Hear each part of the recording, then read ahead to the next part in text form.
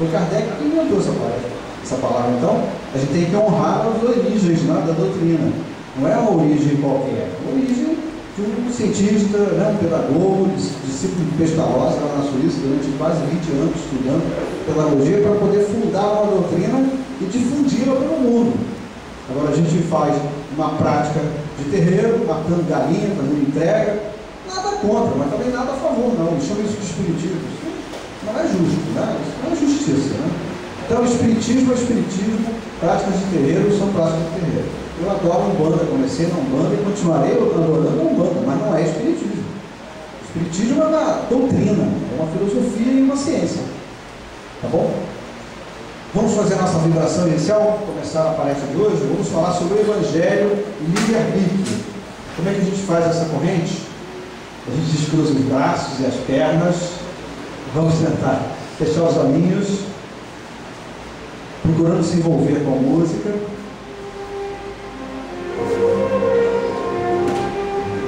Essa música está sempre ligada a temas sobre Jesus, a sua obra, os seus exemplos, o seu crescimento no plano físico e o despertamento da raça humana para o amor. Jesus, fundador da era do amor, o segundo milênio, o milênio do amor.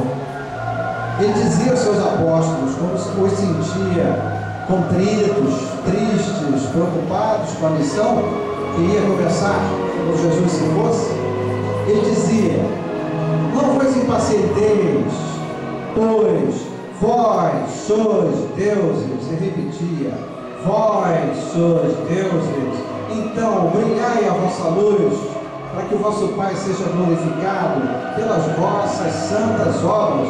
E repetia: vós sois deuses, vós sois deuses. Outras pessoas ouviam aquele clamado forte de Jesus e se aproximavam dele e dizia: vós todos também o sois, vós todos sois deuses, que brilhai portanto a vossa luz.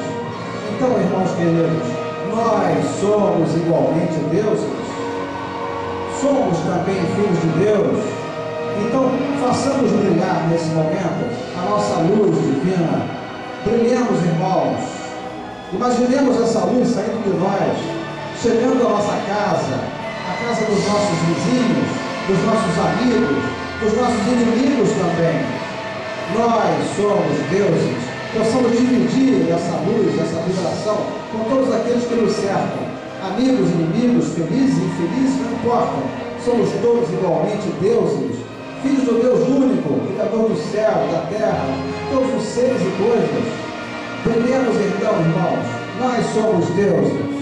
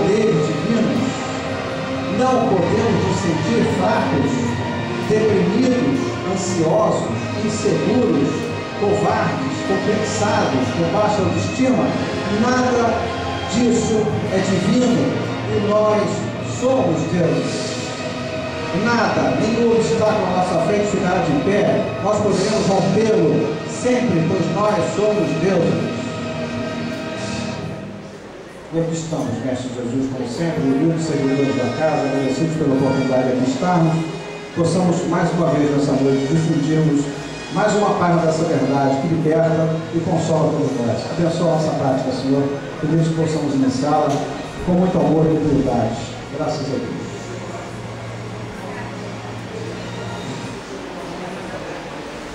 Lembra da palestra passada? Nós falamos sobre... Falamos o que na palestra passada? De que nós falamos na palestra passada? Sobre karma. Todo mundo saiu karma daqui. Ninguém ganhou kibe, porque ninguém soube descrever o que era karma. Alguém sabe o que é karma hoje? Não me façam desistir de você. O que é karma, afinal de contas? Não é karma, é karma. Zezé, minha última esperança. O que é karma? Você chama Zezé? Tá bom. Fala, Zezé. Se a Zezé não falar, você fala. Então a gente apela para o Arthur, seu assistente direto. O que é karma, Arthur? O Arthur já tomou valeriana, está com sono. Quem sabe o que é karma? Karma é a lei de causa e efeito. Quem concorda? Então define o que é lei de causa e efeito. Você, que ganhou um quilo, mas não pegou, chegou atrasado e tinha acabado. Lei de causa e efeito.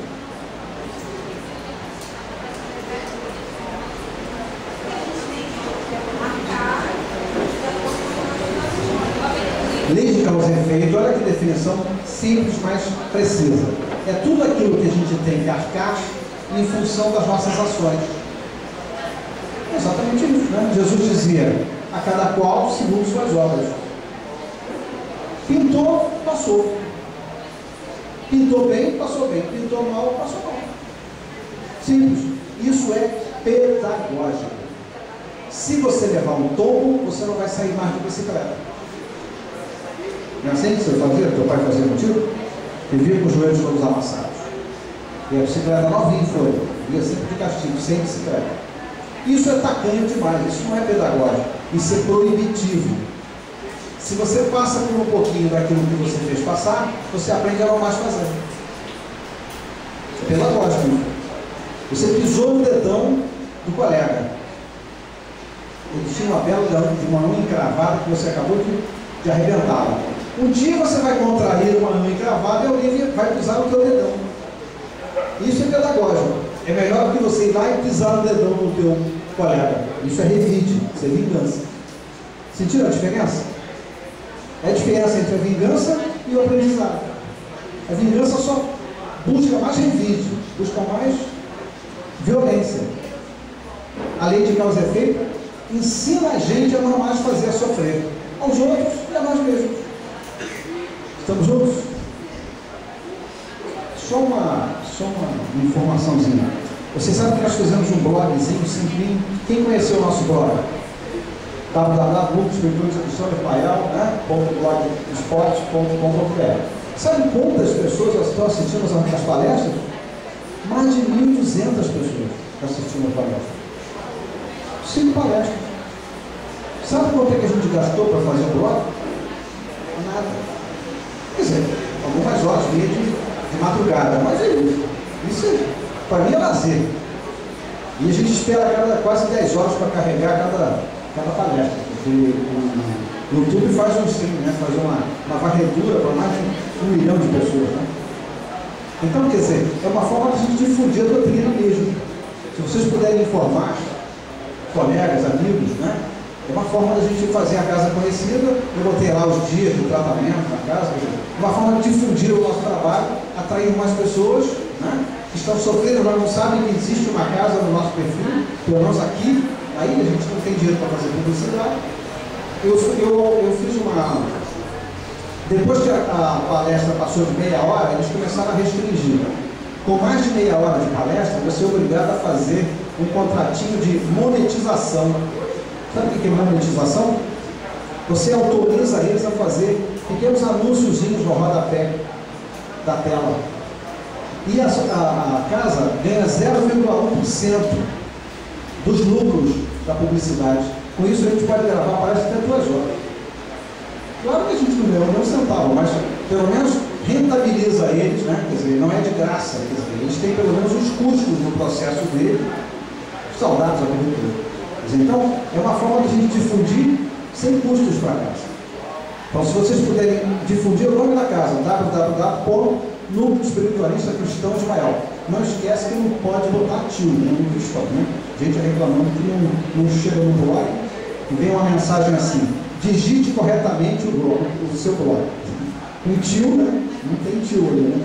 Núcleo Espiritualista Cristão Ismael.blogspot.com.br. Blog, B-L-O-G, spot, S-P-O-T.com.br.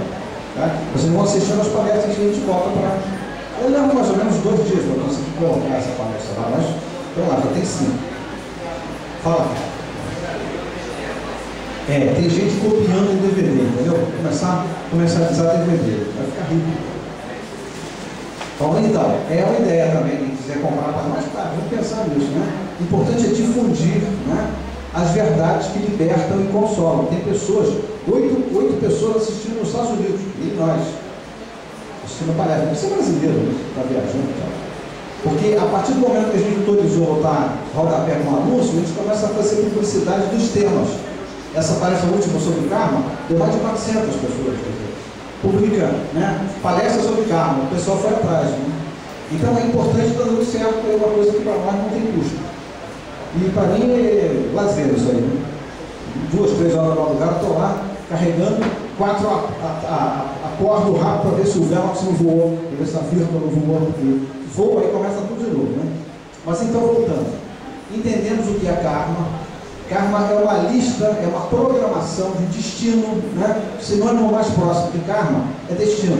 É uma programação das coisas que para nós é necessário passar. Por que é necessário passar? É para a gente o quê? Evoluir, aprender. Então, karma é como se fosse uma programação de escola. Ok? Tudo claro? Então, karma não é o filho difícil, karma não é o marido difícil, a mulher difícil, a sogra, o senhor. Não. E karma também é coisas que nos trazem felicidade. Depende do que você andou plantando. Quem é que lembra de uma coisa boa que aconteceu na sua vida, nessa vida? Quem lembra? Uma só? Muitas. Então, você tem um karma bom. Esse sorriso que você deu. Não tem sofrimento na tua vida. Não pode ter, porque sofrimento não dá. Então, de vez em quando tem um contratempo. Agora, os contratempos são todos consequências de contratempos que você gerou. Ou a você mesmo, por algum excesso que você cometeu, ou alguma pessoa que cruzou o teu caminho. Os afetos e os desafetos também. Pessoas que você odiou no passado, você não pode esperar que no presente sejam teus amigos. Grande parte dessas pessoas que você odiou e ou odiaram você, estão aonde mesmo, hein? Na nossa, não, na sua família. Tá bom? Os nossos desafetos, os nossos algozes, os nossos credores estão nas nossas famílias. No teu vizinho. Você se entende muito melhor com aquele cara que você viajou ontem de ônibus para casa, do que às vezes um irmão. Tem gente que consegue fazer amizades no clube, em casa não consegue. Por quê? Em casa estão os desafetos. Estão juntos? Então, tudo isso é previsto no karma. Por que tem que ter um pai tacanho? Aquele pai que não conhece, não compreende você, não tolera você, não tem paciência com você. Por que você ganhou um pai assim? Por quê? Por quê? Porque no passado tu foi um pai tacanho, de repente até dele. Agora inverteram-se os papéis. Agora você é o filho e ele é o pai. Você ensinou a ele a ser tacanho. Ele pratica com você. Parece um laboratório, né? E é laboratório.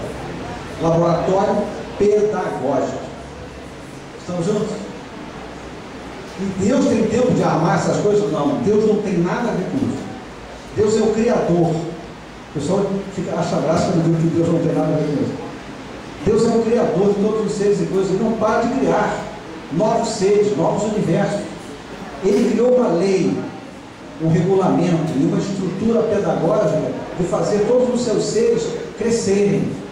Essa lei chama-se lei de causa e efeito, regida pelo karma. O karma é a consecução da lei de causa e efeito, quer dizer, é o registro dessa lei em forma de programação. Cada um de nós tem o seu carro. Como é que faz para dar uma puladinha no carro? Como é que dá um jeitinho carioca no carro? Quem sabe? Ei? Caridade, mas aí explicita, né? Como é que faz para a gente dar um pulinho no carro? Parar de sofrer ou amenizar o sofrimento?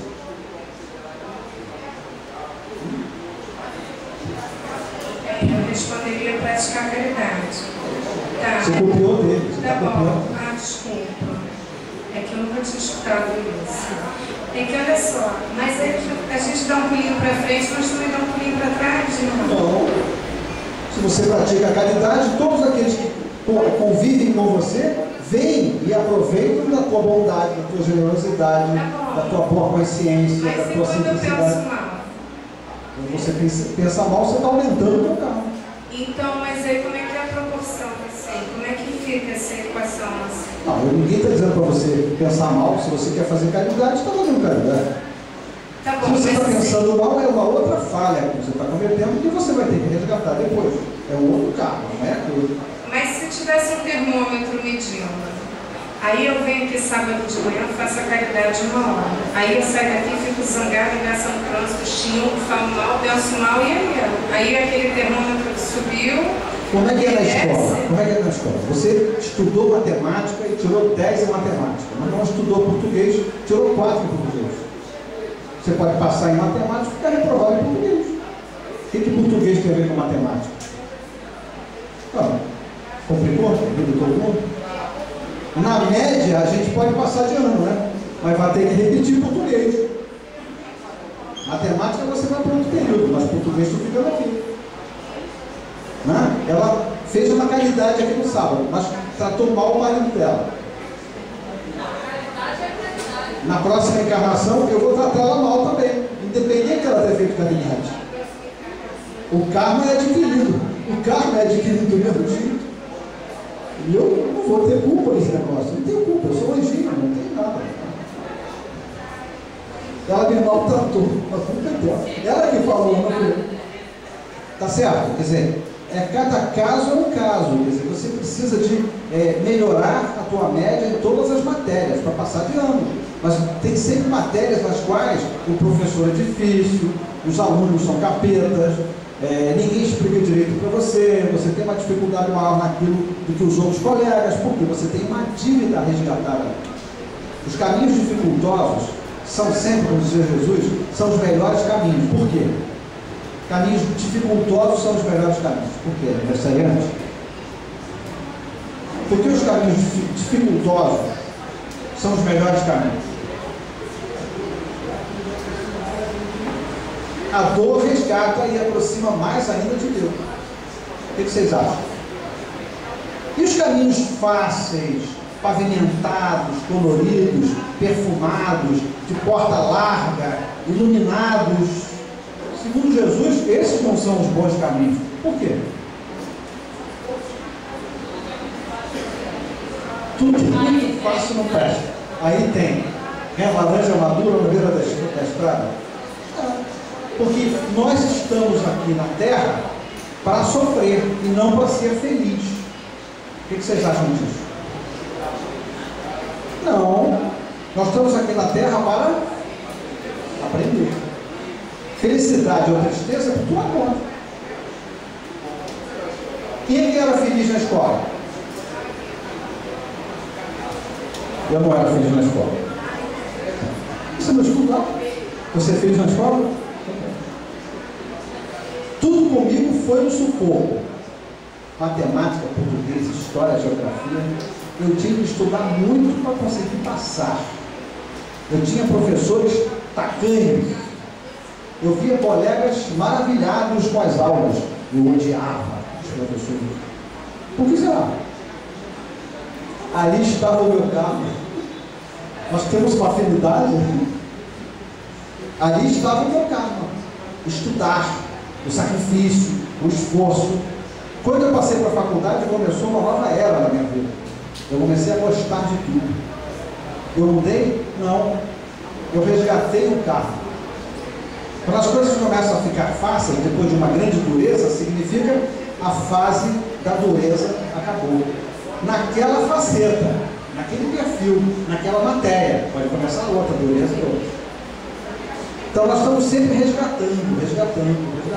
Quando você consegue passar por um sufoco, o que acontece? Felicidade. Então existe felicidade sim. Tudo tem a ver com como você consegue levar o sofrimento. Fala. casamento ruim, você aguentou firme, não cometeu adultério, você foi fiel, mesmo com aquele trubu dentro de casa, você aguentou, educou os filhos, eles se casaram, se formaram, aí a gente encontra a mulher da nossa vida. O que é isso? Sucesso kármico. Esse cara é ela, esse cara sou eu, e ela é ela. Aí a gente consegue o quê? Uma vitória. A gente consegue então a felicidade depois de 29 anos de namoro. Vai sofrer assim? Não estou reclamando, estou achando graça nisso. Não, eu acho que quando eu era na outra encarnação eu era o best. Não, eu acho que já fiz regressão, não vou contar não, porque eu fico com verdade. Né? Então, a gente vai procurar o caminho mais difícil, que a gente sabe que aquele caminho leva a gente à felicidade. Não importa o tempo que tem que levar, mas ali o objetivo final é a felicidade, é vitória e felicidade. Entendemos então o que é karma? Então, devemos suportar o sofrimento? Sofrimento é necessário? Sofrimento não é necessário. Jesus falou: conhecerás a verdade e da sua prática vos libertareis da dor do sofrimento. Quando ele dizia: eu sou o caminho, a verdade e a vida, conhecerás a verdade e ela vos libertará da dor e do sofrimento, ele estava dizendo que ele é o caminho, a verdade e a vida. Ele trilhou aquele caminho, deixou aberto para nós. Conhecendo a verdade que ele deixou, a gente estaria livre da dor e do sofrimento. Não convidou a gente ao sofrimento, pelo contrário, ele deixou a verdade e a vida. Feliz. Por que a gente sofre? Porque a gente vai sofrer. Quem fez alguém sofrer hoje? Você respondeu muito mal. Quem fez alguém sofrer hoje? Avalia bem, avalia bem. Um olhar do lado, um franzimento de... não tem que justificar. Um franzimento de testa, uma palavra exagerada, um sorriso na hora errada. A gente faz o tempo todo o nosso próximo sofrer. Avalia bem. A gente não mede os atos, não mede as palavras, não mede sequer os pensamentos.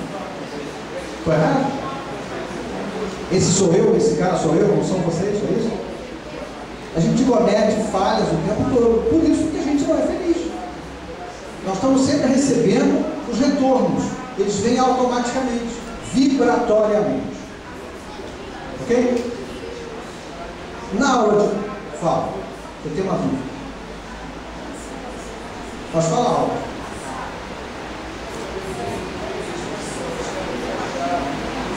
Todas as pessoas que têm uma doença,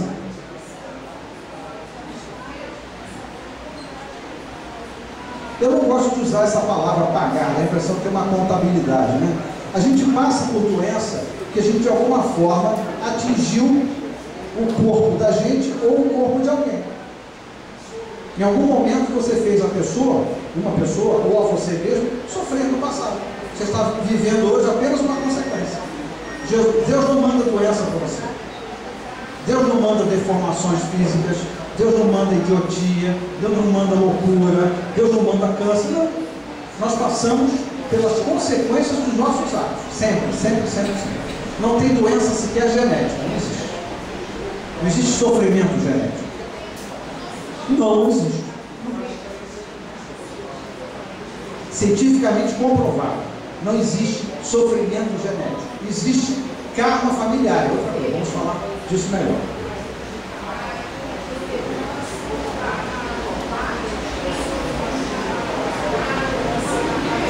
A idade mais tardia, por exemplo, o câncer, na grande maioria das vezes, não chega, quando chega, no último terço da vida. Sabe por que isso? Eu expliquei na palestra sobre karma, vou repetir. O karma é uma tentativa final de purificação do nosso corpo espiritual. Nós falamos, vocês devem lembrar, que a gente purifica as nossas mazelas aderidas ao nosso corpo espiritual pela vibração da nossa alma. Aquilo que Jesus diz: vós sois deuses, que brilhar então a vossa luz. Quando você brilha a vossa luz pelos vossos atos, palavras e pensamentos bons, Essa luz que vibra de você queima as impurezas. São essas impurezas que, quando não são queimadas, devem ser purificadas, descendo no corpo físico, contraindo-se então o câncer. O câncer, a lepra. Então, se você teve os 2/3 da vida para fazer essa purificação pela prática da caridade, bons atos, palavras e pensamentos, e não o fez, no terço final da vida, pode ser que o pessoal do karma decida, como diz Ramadiz, usar o teu corpo físico como lata de lixo do espírito. Aí você recebe no corpo físico aquelas impurezas que você não purificou. Não sei se você me acompanhou. O câncer é isso. Então é a consequência de impurezas que você aderiu à tua aura ao longo de 30, 40 encarnações e não purificou pelos vossos atos, palavras e pensamentos, a tal vibração. A vibração de Jesus dizia que brilhar é a vossa luz, na verdade ele está incitando você a se livrar dos cânceres, a se livrar das doenças. Ok? Estamos juntos com relação ao karma? E o livre-arbítrio, o que é livre-arbítrio?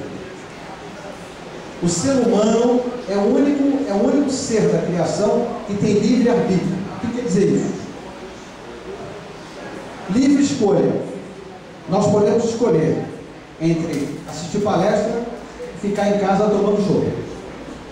Haja visto as cadeirinhas. Eu estou vendo as carinhas de cada cadeirinha que faltou. Você não lembra? Em casa no ar-condicionado, vendo novela, tomando mate. Então, nós temos livre-arbítrio de fazer ou não fazer, de fazer o certo e de fazer o errado. Estamos juntos? Mas não é 100% não. Eu tive um paciente há uns 3 ou 4 anos atrás, eu vou contar esse caso até o resto da minha vida. Vai para o meu livro. Não sei onde é que eu vou escrever esse livro, mas estou colecionando os artigos. Ele dizia assim: doutor, ele deu a ficha dele toda, aquele relatório que a gente faz no consultório, nome, endereço, telefone, profissão, estado civil, religião. Eu perguntei: agora fala da sua queixa, qual é a sua queixa principal? Doutor, eu sou um incompetente.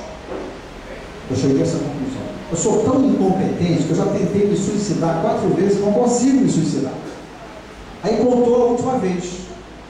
Ele entrou num carro do patrão dele, um Honda Civic, como saiu o primeiro Civic da Honda, né? Ele acelerou, acertou o carro assim, no poste, na Vila Atlântica. Acelerou 4 horas da manhã. Acelerou, soltou o freio. O carro deu uma... explodiu o motor. Era para ele morrer ali, né? Estragar o carro do chefe, mas o carro estava no seguro. O pessoal da Honda japonesa veio aqui no Brasil ver o que tinha acontecido, porque nunca tinha acontecido. Não descobriram como é que aquele motor explodiu. Agora, sabe por que não foi permitido a ele o suicídio? Ele vinha de 4 casamentos, com 6 filhos. Ele sustentava os 6 filhos e as 4 mulheres. Um cara desse pode se suicidar? Vocês entenderam? É só quando Deus permite. Quando Deus não permite, nem o suicídio você consegue. Então, aqui entre nós, se fosse dado a todos o livre-arbítrio, a Terra não existiria mais, né? Teria explodido de bomba atômica nesse mundo, mas não existiríamos muito menos planeta. Então, o nosso livre-arbítrio é controlado. Como você controla o livre-arbítrio do teu filho menor? Você deixa ele sair para andar de bicicleta na rua? Se quer atravessar a rua, você deixa. Você é pai da frente, você não dá livre-arbítrio. É o ser humano, tem que ter livre-arbítrio. Ele tem livre-arbítrio de comer papinha ou não comer papinha, de dar um tapa na empregada ou não dar um tapa na empregada, mas atravessar a rua não. Quer dizer, Deus nos olha como filhos menores, nos dá o livre-arbítrio na medida do nosso aprendizado. Estamos juntos? Todo mundo entendeu o que é livre-arbítrio? Às vezes você quer e não pode, então não vai dar. Eu quero passar no vestibular, mas nessa matéria não. Nessa profissão que você escolheu, não está escrito que essa não é a programação. A tua programação kármica não é essa. Você não vai conseguir se desenvolver. Então, para proteger você de uma má escolha, é proibido a você que aquilo se realize. Por generosidade e bondade divina. Ok? Não há proibição simplesmente. O Evangelho aramaico e hebraico também, quer dizer boa nova. Quando Jesus começou a dizer amar ao próximo como a ti mesmo, todo mundo achou que ele era maluco. Para começar, essa palavra nem existia em aramaico, existia a palavra interesse. Amar não existia. Jesus criou o termo amor. Na verdade, o que existia era interesse. Imagina, deveis vos interessar pelo teu próximo, assim como vos interessais por vós mesmos. Interesse, né? É o que se lidava, quer dizer, você tem que se interessar pelo próximo porque você se interessa por você. Você se interessa pelo próximo porque o boi tem, o próximo tem um reprodutor bovino muito bom, então você quer fazer amizade com ele para prestar o boi para você reproduzir as suas vacas. Quer dizer, o interesse estava acima de qualquer coisa. Jesus fundou a era do amor e deixou os seus discípulos, alguns deles escreveram os evangelhos. Há quem diga que foram escritos 43 evangelhos, nós só temos 4, mas o livro do Apocalipse, né? O Evangelho segundo São Mateus, Marcos, João e Mateus, Lucas, João e Marcos. São 4 evangelhos, mais o quinto, que é o livro do Apocalipse, também por João, né? Escrito por João. Então, o Evangelho veio trazer à tona versões dos apóstolos sobre os ensinamentos de Jesus. Foram compilados pela igreja, quem imprimiu a Bíblia foi a Igreja Católica, né? Apenas 4 dos 43 evangelhos. Nós temos o Evangelho segundo São Tomé, aquele que só acreditava vendo, é espetacular. Então, tem outras coisas mais profundas que os 4 evangelhos católicos. Vamos falar um pouquinho sobre o Evangelho aqui, tá? Nós vamos ver alguma coisinha sobre o livre-arbítrio antes.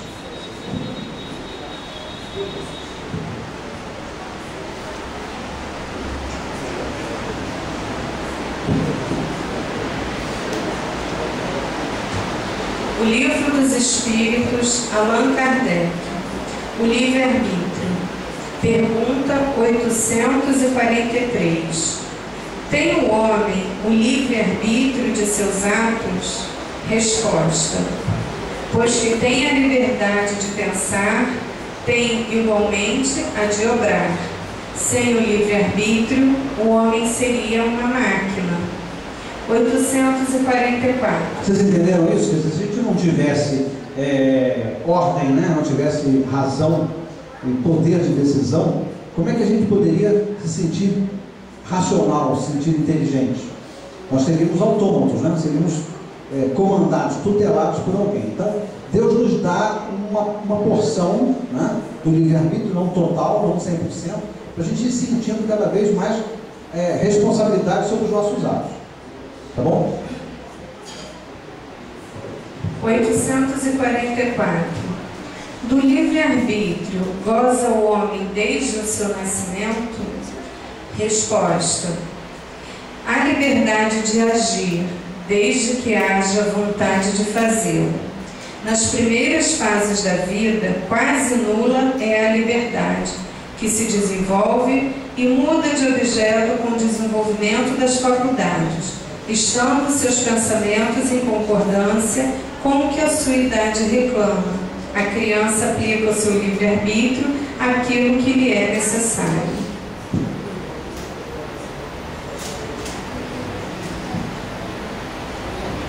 (845) 845.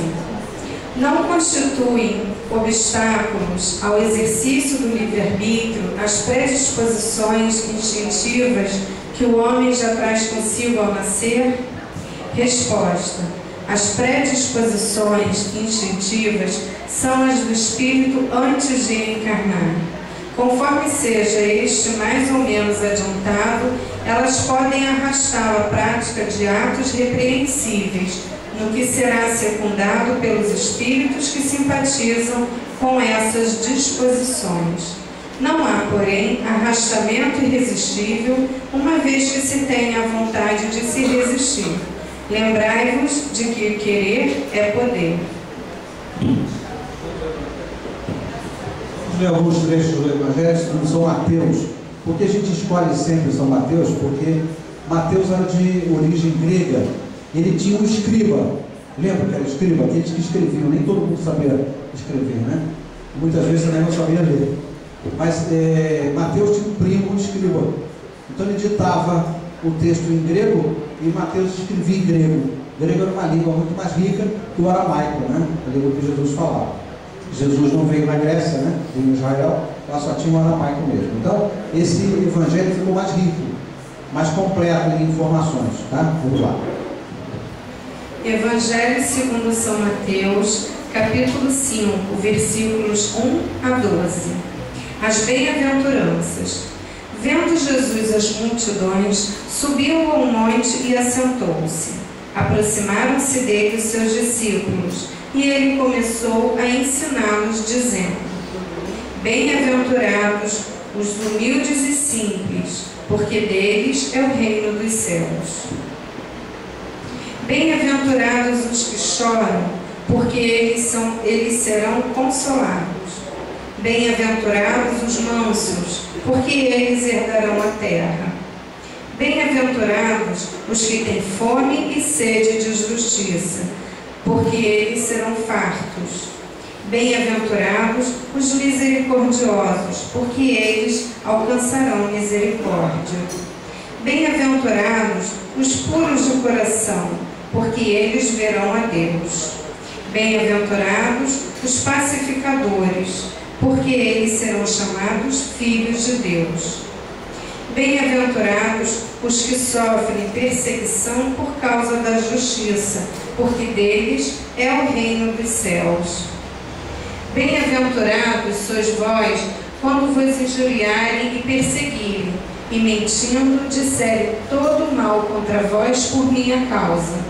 Regozijai-vos e alegrai-vos, porque grande é o vosso galardão nos céus, pois assim perseguiram os profetas que foram antes de vós. Esse é o famoso Sermão da Montanha, ou as 10 bem-aventuranças, tá? Esse é o ponto alto do Evangelho. É Jesus falando para todos sobre a lei de causa e efeito. Bem-aventurados aqueles que sofrem, serão consolados. Bem-aventurados aqueles que lutam por justiça, pois eles serão saciados, assim por diante. Quer dizer, é o incentivo a todos aqueles que sofrem. Tá? Eles serão saciados depois que sofrerem um pouquinho, né? O que é sofrer um pouquinho? É passar por um pouquinho daquilo que fez passar. Isso chama-se resgate carne. Estamos juntos? Bem-aventurados aqueles que sofrem, pois pararão de sofrer e encontrarão felicidade no reino da terra. Por que sofre então? Por que não pode fazer o cara parar de sofrer bola? Isso é sadismo. É porque no passado fez sofrer também. Lembra daquelas crianças lindas que morreram sufocadas lá em Santa Maria? Quem eram aquelas crianças lindas? Eram alemães lindos. Tomavam conta de formas de crematórios e câmaras de gás. Matavam várias crianças na época. Então, passaram por um pouco daquilo que precisavam passar. Mataram milhares de vezes. Morreram só uma vez. Então, passaram por um pouco daquilo que fizeram passar. Uma relação direta com a colonização europeia no sul do Brasil.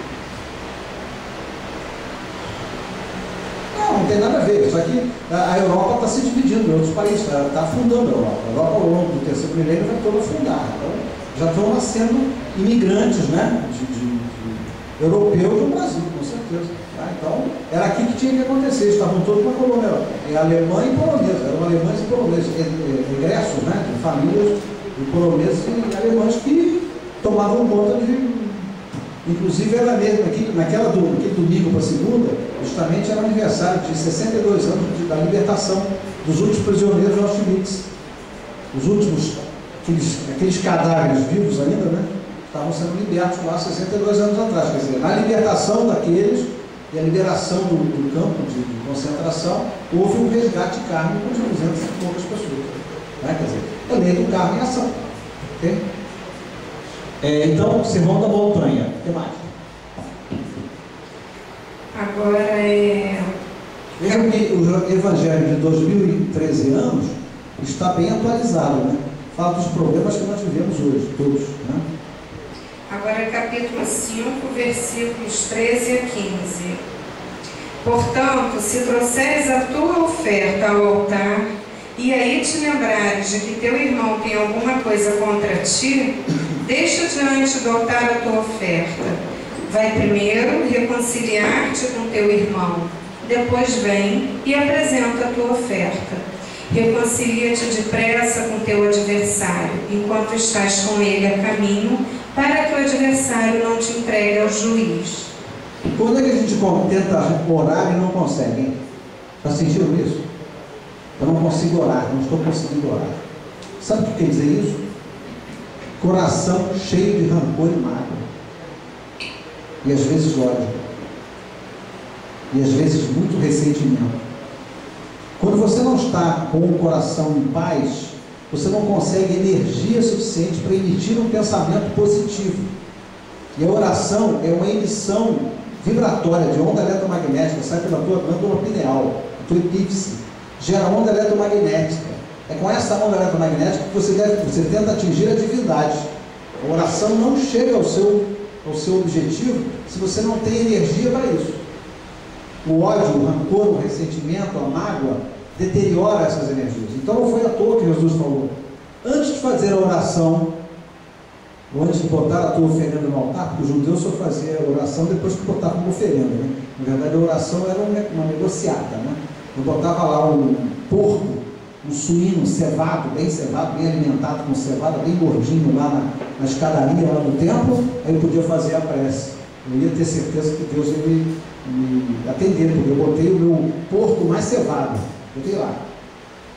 Era assim, era uma negociada. Então, Jesus, para não ferir os costumes da época, dizia: antes de fazer a sua oração ao Pai, coloca lá no altar a sua oferenda, mas vai antes te reconciliar com o teu inimigo. Ainda diz: mas vai logo, enquanto estás com ele a caminho. O que quer dizer isso, enquanto estás com ele a caminho?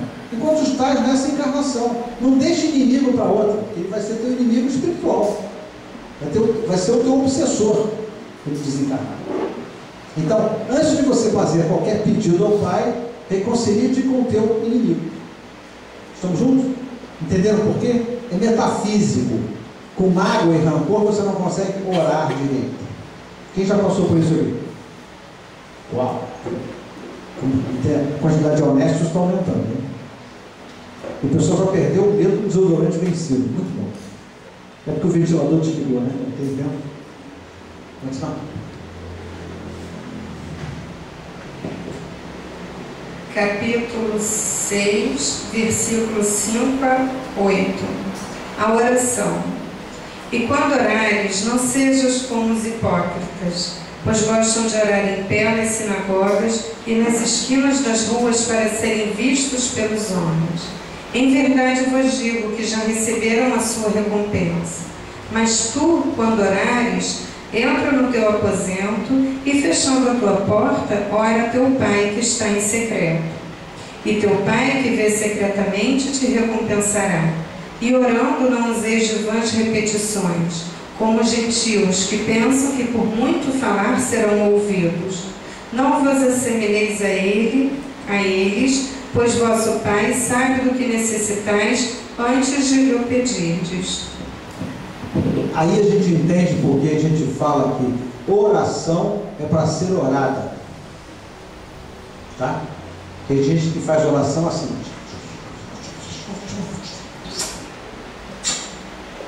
Limpa o público. Tem alguém que faz oração assim? Claro que não tem ninguém, né? Ninguém vai levantar o braço. Oração é para ser orada, não é só para ser pensada. Eu fiz uma oração mental.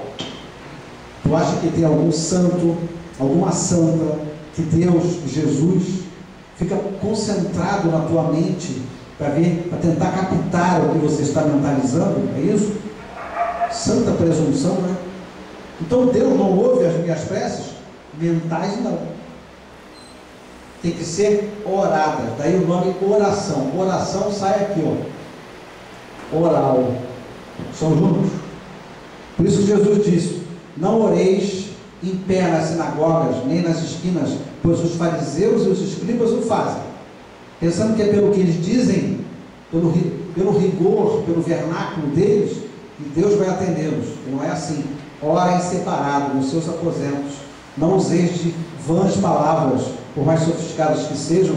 Deus busca a simplicidade nos seus objetivos. Estamos juntos?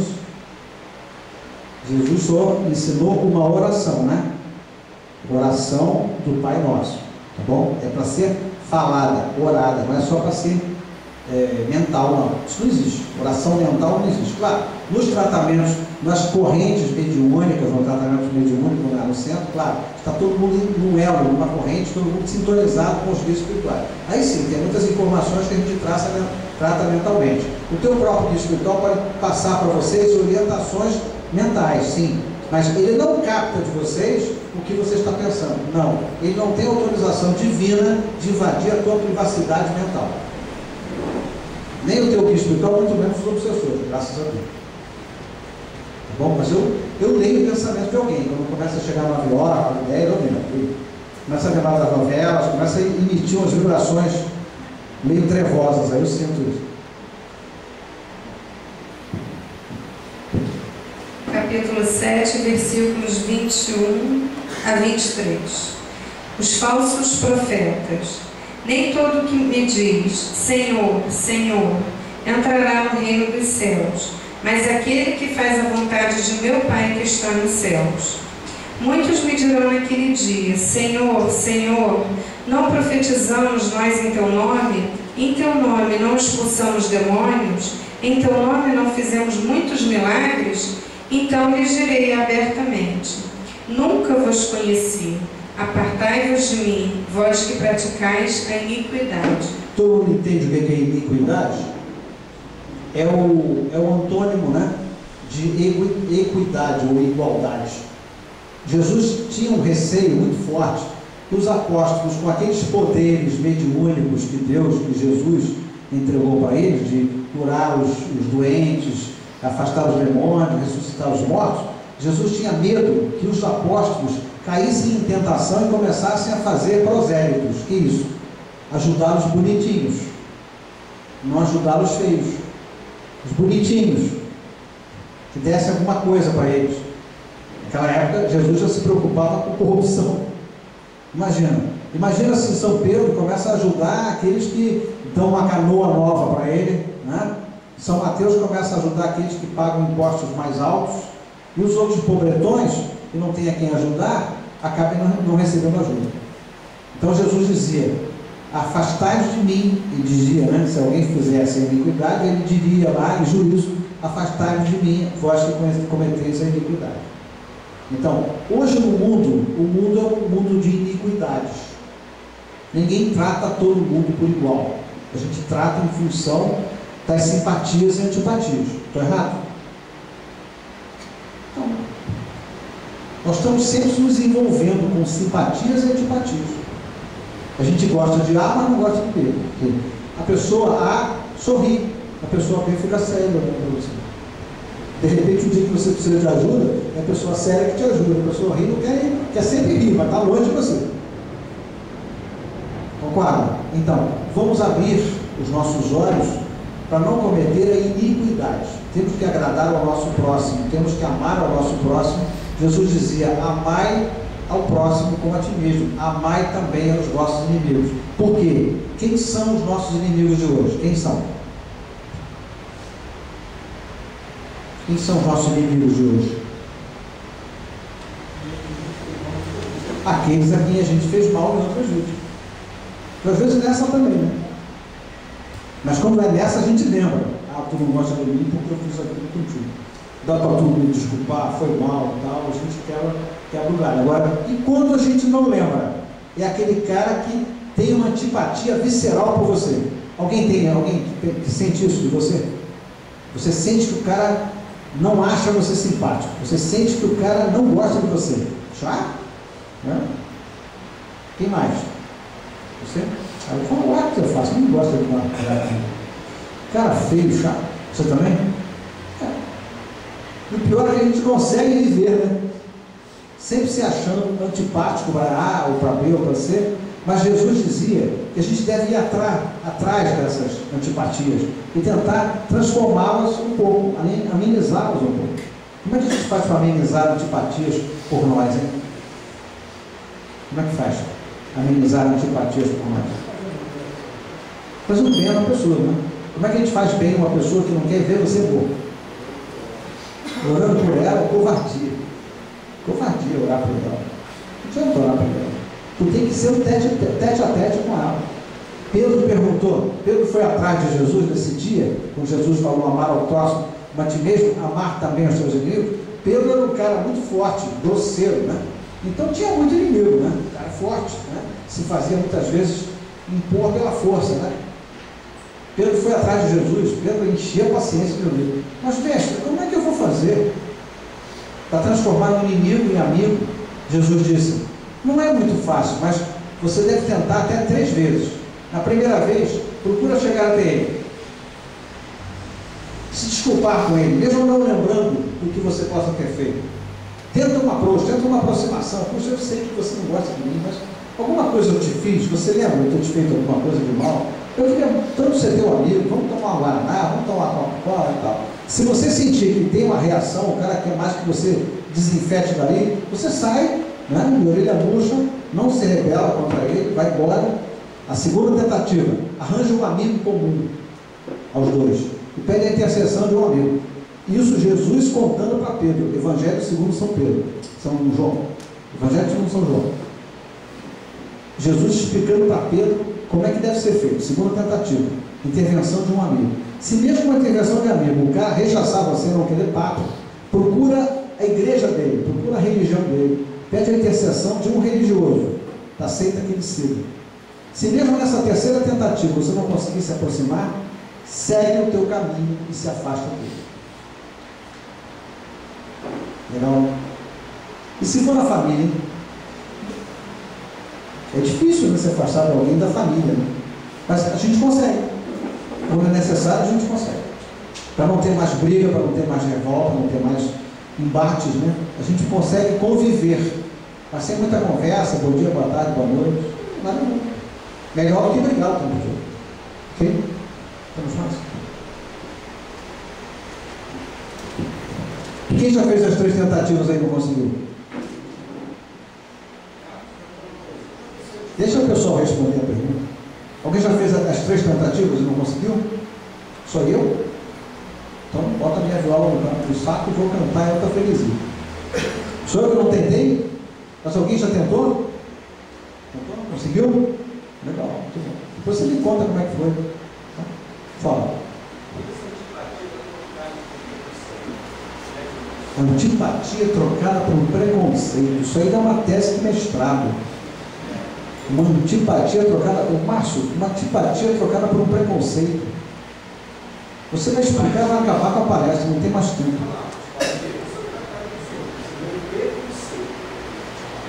Preconceito porque ela não bota, não usa desodorante.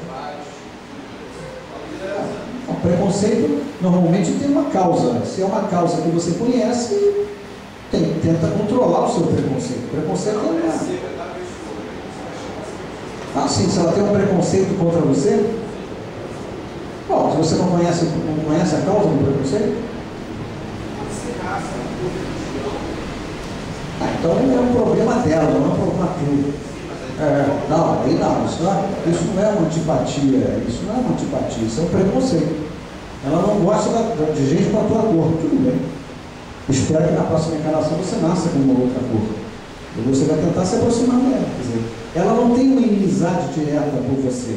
Não é uma coisa que você causou. Ela tem um preconceito contra aquela raça, contra aquela cor. Sim, mas não é representando, é preconceito. Não é representando, não é substituindo. É um preconceito. Preconceito é preconceito, antipatia é antipatia. Um é um sentimento, o outro é uma falha de caráter. Preconceito é falha de caráter. Simpatia e antipatia não. A gente já falou sobre isso. Antipatia e simpatia é conhecimento de uma outra vida. Contato de outra vida. Agora, preconceito tem causas, outras causas. A gente vai descobrir quais. Né? Uma delas pode ser uma fobia, pode ser uma neurose. Isso é um processo, é uma patologia, uma doença. Tá?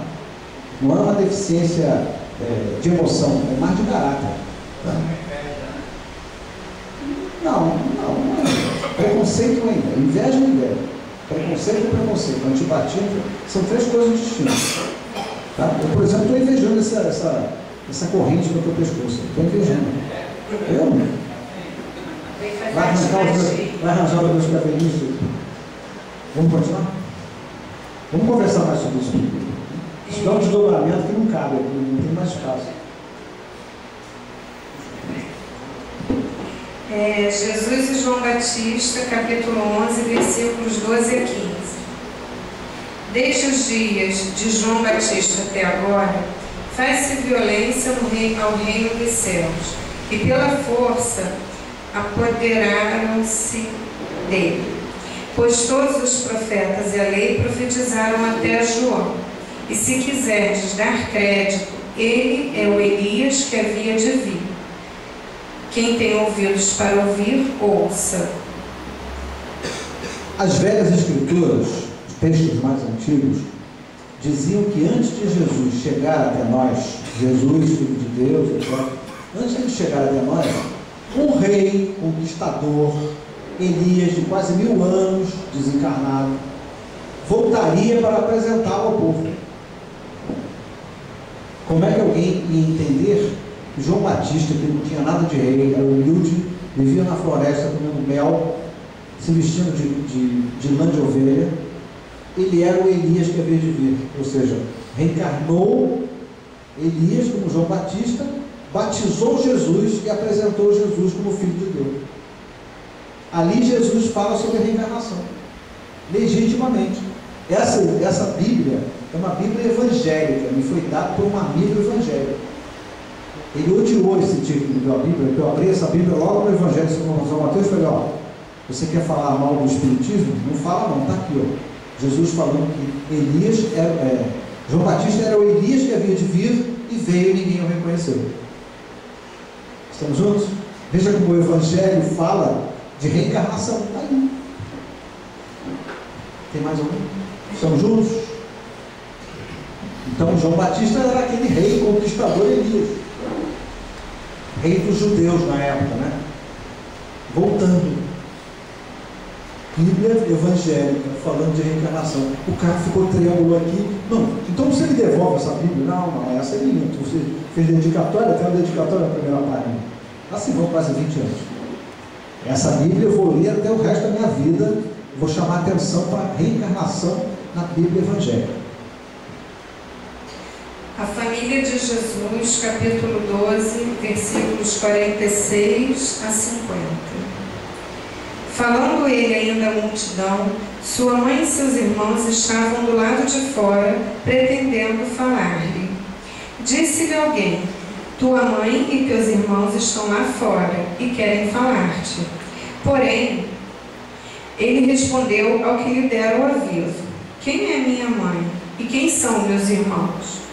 E estendendo a mão para os discípulos, disse, aqui estão minha mãe e meus irmãos, pois todo aquele que fizer a vontade de meu Pai que está nos céus, esse é meu irmão, irmã e mãe. Ele renegou a família encarnatória de Jesus. Malzinho ele, né? Símbolo de amor, criador da fase do amor no segundo milênio. Ele renegou a família física. Ele chamou a atenção da família cristã, ou seja, todos nós somos filhos de Deus. Essa é a nossa família. Somos todos irmãos entre nós.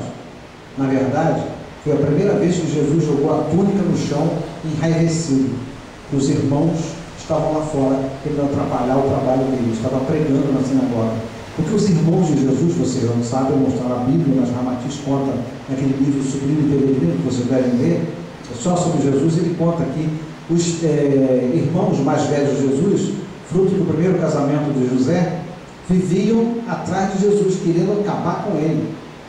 Queriam que ele ficasse desacreditado, pois assim, quem sabe, passando fome, ele pudesse voltar para a marcenaria, reativando a marcenaria para que eles, irmãos do primeiro casamento, pudessem receber as parcelas que José, quando vivo, pagava a eles. Eram verdadeiros playboys antigos.